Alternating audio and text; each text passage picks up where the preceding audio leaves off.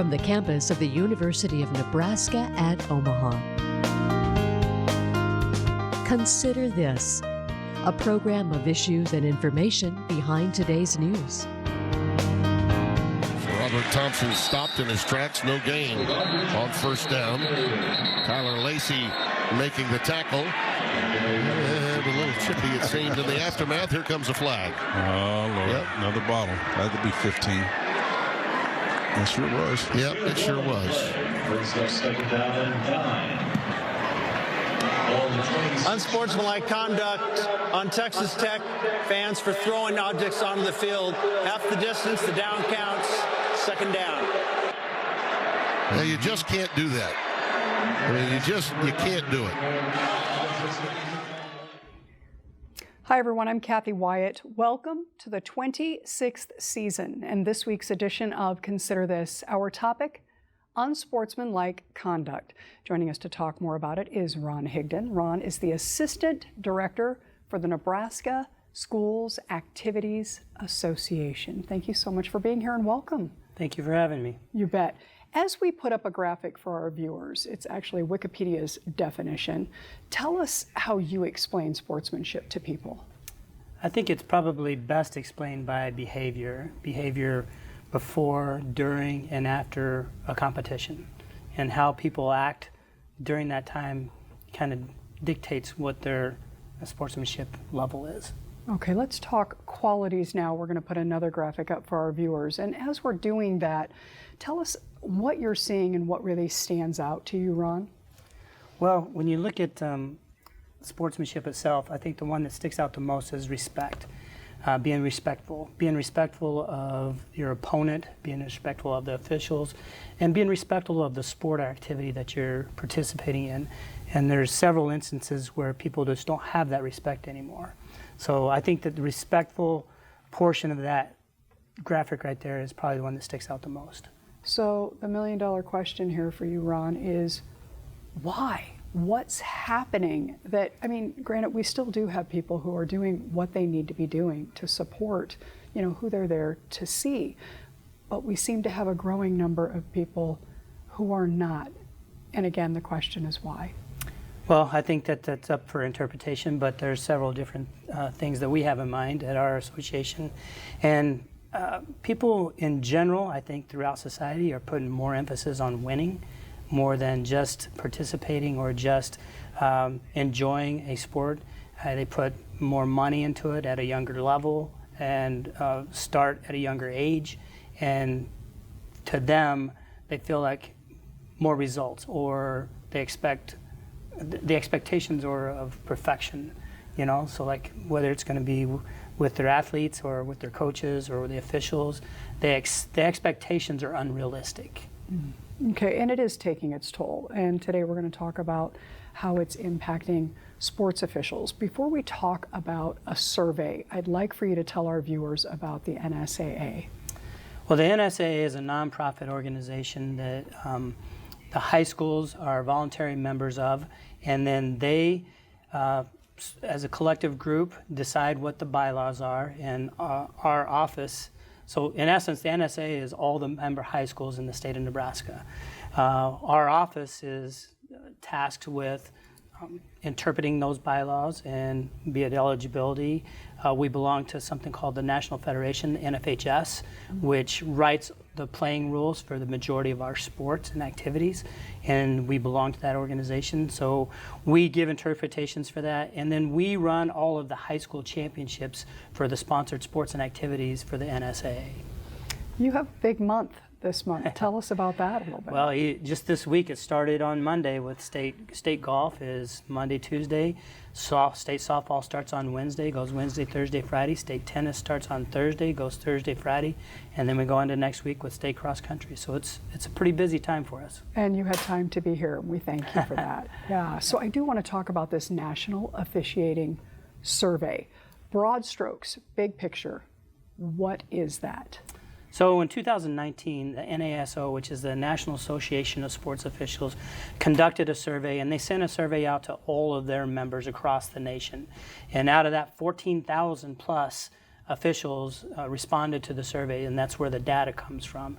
So even since 2019, some things have changed a little bit, and we can talk about that a little if you want. But the survey itself the results here will show you how they feel about specifically sportsmanship. Okay, and before we delve into that, when you say they, right, these respondents, for the folks watching at home who, have seen officials out there, referees, so forth, who are these people, Ron? Well, a vast majority of the people in a particular sport are trying to stay involved in the sport because they love the sport. If you're a football official, maybe you played football. Same with basketball. If you're a wrestling official, maybe you wrestled. And trying to stay involved and sometimes giving back to the sport is a large portion of their inner drive. So some people do it for the money. It's a great way to earn money as a college student. It's a great per hour wage.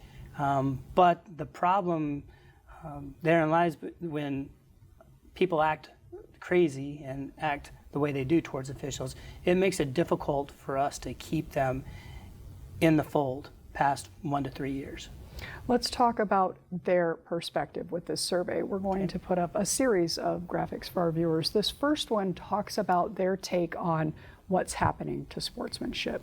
So as we're putting that up, tell us what we're seeing there, Ron, and maybe drill down a little bit into some examples. Well, obviously by this graphic here, it shows that by their opinion, this is being the sports officials that answered the survey, they're thinking that the sportsmanship is declining. Over 57% of them think that it's declining. And like I said, this was in 2019. So at that time, there was between 15 and 16% that thought it was improving. My guess is that 15 to 16% would be a much lower percentage since that time. And for whatever reason, during the COVID era, things escalated exponentially across all sports. So I'm not sure exactly why, but those numbers reflect what they felt then. And my guess is those would decrease for the ones that think that it's improving and increase for the ones that think it's getting worse. Wow, okay, and I want to put up another graphic here. At what level does it seem to be the worst? Surprising and sad to me. Talk about the youth competitive in terms of age groups and so forth. Who are these kids? So youth competitive goes as young as 8-year-old. They have select just about everything, and people put more money into their kids participating in these sports. And when they do that, I think that maybe that puts a more emphasis on them. So 8, 10, 12, those youth competitive levels are very, very high level of incidences with regard to bad sportsmanship and treating officials poorly. And you see the number in high school here. I mean, it drops. I mean, what happens? I mean, they're just not, maybe the parents aren't around as much for high school, or what? Well, the difference between competitive youth and high school is the high schools have administrators at their sites that usually can address it. At competitive youth, there's no administration. Most of those competitive games are on a Sunday on a church field or a city field where there's no oversight. Like, there's no one to tell them to stop and no one to hold them accountable. When you get to the high school level, you do have that. And if going back to that graphic, if you look at that, adult rec league also doesn't have administration. So our administrators are trying to bring that down a little bit. They've got a tough job, though. It's very tough for those individuals to corral it sometimes, but it's essential. It has to happen, and it has to happen even more than it's happening now if we're going to address it correctly. Are you seeing that people are speaking up a little bit to maybe the folks who are the offenders? Maybe they're saying, come on, calm down. Are you seeing less of that now, or? I think there's a combination, less of that and more people voicing their opinion. Before, if they had an opinion, oh my gosh, that's a horrible call or whatever, they would just keep it to themselves and, okay, it is what it is. Now it's not it is what it is anymore. They're verbalizing, they're acting on it, and it's becoming more and more common across all levels. And it's something that needs to be addressed. Wow, so let's put up another group of numbers here. Not surprisingly, and again, sad, parents are the biggest offenders? Without a doubt, parents are the worst when it comes to how they act. And again, people are not holding them accountable. If you are sitting next to somebody that they might make you feel uncomfortable, the thing that most people do is they'll get up and move instead of saying, "Hey, really? Look what you're doing." So I think that parents, for whatever reason, are the biggest culprits. And unfortunately, if you look at the second one, that's coaches. Yeah, Coaches can be at the youth level, again, no administration, no oversight. At the high school level, our administrators hopefully are addressing coaches that act inappropriately or act unsportsmanlike to anyone, be it the opposing team or the officials. And hopefully that number is going down at the high school level because there is that administration there.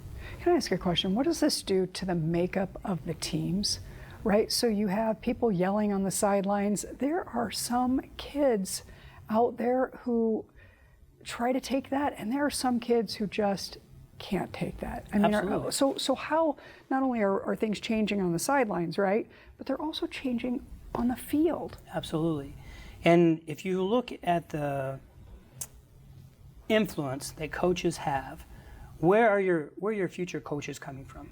They're coming from the kids that are on the bench, and they are going to emulate. They learn from who their coaches were, and they learn if the coach is always yelling at an official. I don't ever want to be on that side of it. I don't ever want to be an official, So I think the coaches have a huge responsibility, and there's some that take it serious, and there's some that do a tremendous job of being a great example, and there's a number of them that do not, and no one at times are holding them accountable. Training.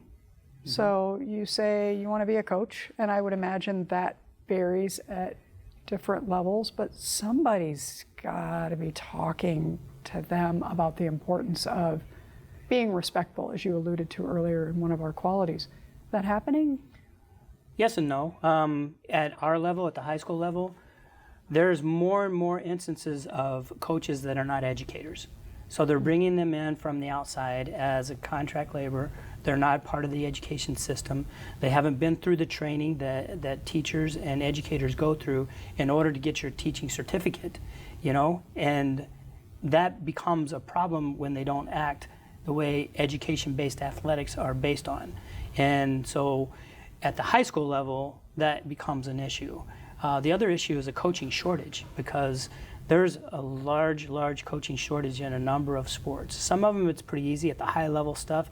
Maybe it's easier to get people to do it. But at lower and lower levels, it's less and less trained people that are trying to coach. And they're doing the best that they can, and frustration sets in, and expectations, be it upon themselves or others expecting them. I mean, you have parents that are volunteer coaching that take phone calls all the time from unhappy parents of their kids not getting playing time, or what are you doing? Why are you calling these plays? They're parents. They're not even trained to be a coach. So expectations are unrealistic. Yeah, I'm really glad you brought that up, because I was going to if you didn't. And that is especially some of the kids who are stepping up just because they want to help out, right? They want to get back to community. So maybe they don't know as much as the mom or dad on the sideline, but they're just coming in because there was really nobody else to do it. So you either play with this coach or you don't play at all. And to your point, if you have that inexperienced individual who just wanted to do it to give back, and now they're being yelled at, talk a little bit about that, because that's got to be unnerving. It is. Especially for these teenage kids. Absolutely. And again, you go back to the youth level. Who's educating them? They're taking any volunteers that they can to help coach and, for lack of a better word, teach these kids. But they're still setting an example. And if they're not trained, not only in the sport itself, but the other aspects of it, like sportsmanship, like, just decency, some people have a struggle with that, So I think that hopefully it's kind of eye-opening, and being able to talk about it like this is essential. Education is a huge key, and you have to be proactive about it instead of reactive. So that's what we're trying to do. We're trying to be proactive. We're trying to be, especially with recruiting and retaining officials. And in order to do that, it takes a concerted effort. And that's what some people are not putting forth, is the concerted effort. Yeah, I was reading, it really hit home. I mean, so much of this was just unbelievable. But when I think about that 12, 13, 14-year-old out there and someone's yelling, I mean, it goes into a whole safety concern as well. So just in the survey, folks saying, you know what, life's too short. I don't need this because now I'm not even feeling safe when I go to these games. What was your take on all of that? Well, there's a couple of things. During the COVID time, our demographic as officials, we had a large number of older officials that decided, I'm going to take some time off, maybe not officiate for now, and we didn't get them back. So our number dropped significantly there. And then, and you lose a lot of experience there and a lot of passion, because they've been doing it for a lot of years, the reason they've been doing it a lot of years, and if you lose some of that, it has an effect on you. So if we don't change something and we don't do a better job of recruiting, then the consequences are going to be, and it's already happening. We're canceling varsity games at the high school level because we can't find officials. Say football, for example, you have a Friday night football is high school football night, right? Well, you have several Thursday night games because they can't get officials because they're already scheduled for a Friday night game, or they come and they do a 4 o'clock afternoon game because the same set of officials have to get in a car, drive to a different venue, and do another game because there's no one else to do those games. So we have to look at this.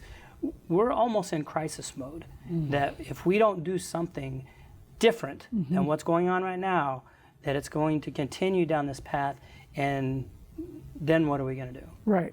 I want to put up another graphic, and this one really communicates why these people started this in the first place. So it kind of goes back to that whole, we mentioned it, giving back to community, what have you. But why did you start? And Ron, on this graphic, what would you pull out of here in terms of something that would really hit home with people? I think that we really play, we do it for the love of the game. We really play on that aspect of it because, number one, that's the biggest reason why officials did it in the past.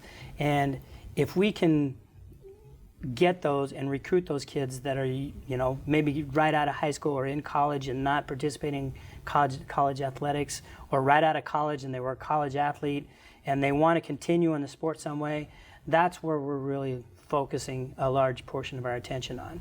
And then you talk about just demographics of where you're at. If you're in a rural area and they don't have hardly anybody, and the ones that you do have are getting older, in a few years are going to be gone, you have to have an inventory to replace that. And like I said, it takes effort. It's not just going to be, okay, we'll just take what comes. You have to have a concerted effort, and you have to put some effort into it. You have to put some time into it. Talk, because this is a statewide program, you're with a statewide organization, and you mentioned rural. Do you see a difference? I mean, what are we talking as we go to the other side of the state with the stuff that we're seeing? How much really applies? Is most of it in the bigger cities, or does it really run the gamut? I think the percentage, it's a numbers game. When you have larger numbers of competitions in a larger metropolitan area, you're going to have more instances. It doesn't mean that it doesn't happen out there. We've had instances in far western Nebraska of kids going after officials, parents going after officials. Those are a little more isolated because it's just, like I said, the numbers. You have so many more opportunities in a metro area and so many more people that's where a large portion of your issues happen. That being said, you have a larger pool of officials here, where out there those numbers are dwindling, where they're begging people to go into officiating. So, and people, I think, are a little more understanding out there, because if Jack doesn't do it, who's going to? So they might treat Jack a little bit better, where they don't even know the name of the guy that's doing it here, and he's terrible, get him out of here. Well, who else are you going to have? Right. And again, it goes back to expectations. And expectations for most people is perfection. And that's unrealistic at any level. and it's still a human factor when you officiate. And we take all this time to do video review at the highest level, and they take 5 minutes to review a call and 10 different angles, and half the time they still uphold the call, and half the time they change it. But when you take that replay away, the expectations of people are that they still get everything right, and it's unrealistic. Let's talk a little bit more about recruitment.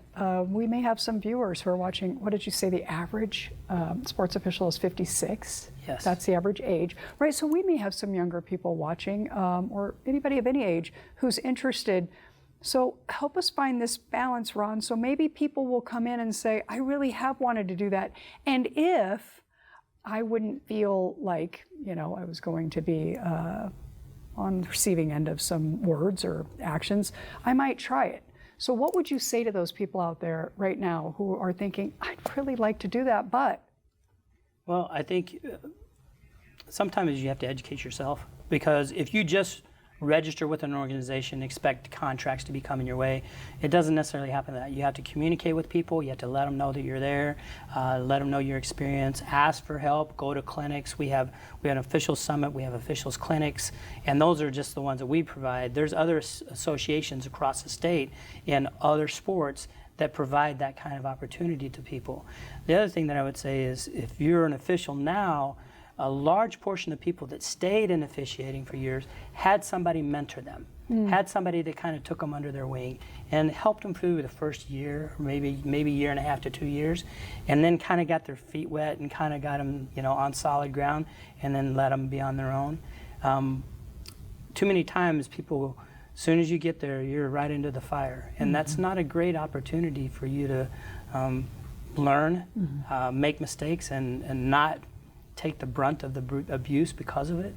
And so mentoring from older officials or veteran officials, I don't even have to be older, veteran officials is essential.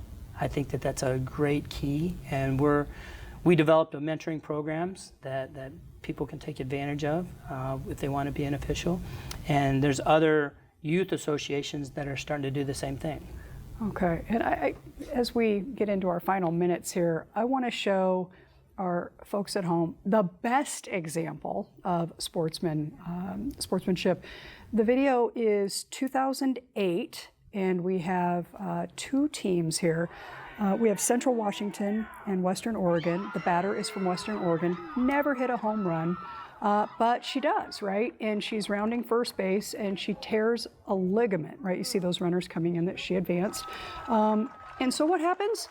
Two players from the other team lift her and walk her around the bases. And of course, the rules would state that she has to touch the bases. By the way, this took her out of play permanently, this ligament issue.